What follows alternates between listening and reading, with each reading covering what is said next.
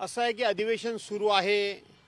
दरवर्षी ज्या वेळेला मी नागपूरला अधिवेशनला येतो त्यावेळेला आम्ही दीक्षाभूमीवर येऊन या ठिकाणी माथा टेकून डोकं टेकून जातो आणि या पवित्र भूमीचं आणि डॉक्टर बाबासाहेब आंबेडकरांच्या या दीक्षाभूमीचं दर्शन आम्ही घेतोच।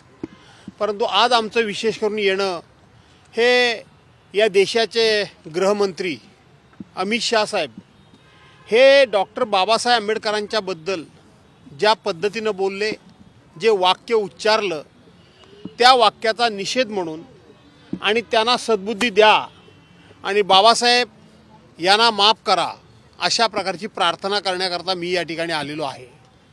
2च दिवसापूर्वी पार्लमेंटमध्ये देशाच्या स्वातंत्र्याला 75 वर्ष पूर्ण झाली आणि घटनेला देखील 75 वर्ष पूर्ण झाली म्हणून 2 दिवसाची चर्चा पार्लमेंटमध्ये झाली आणि तिथे देशाचे पंतप्रधान आणि भारतीय जनता पार्टीचे लोक घसा ताणून म्हणत होते की आम्ही संविधानाचं कसं रक्षण करतो आहोत, आम्ही डॉक्टर बाबासाहेब आंबेडकरांचा कसा आदर करतो आहोत, डॉक्टर बाबासाहेब आंबेडकरांचे उपकार ह्या देशावर आणि जनतेवर कसे आहेत अशा पद्धतीचा नाटकी आविर्भाव करत होते।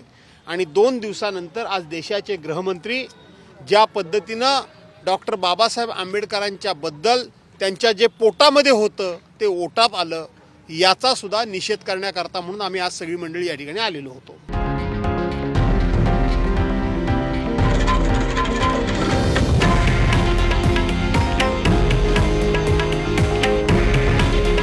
हे आहे देशातील नंबर 1 न्यूज नेटवर्क आणि आपण पाहत आहात TV9 मराठी। काळजी तुमची, हित महाराष्ट्राचं।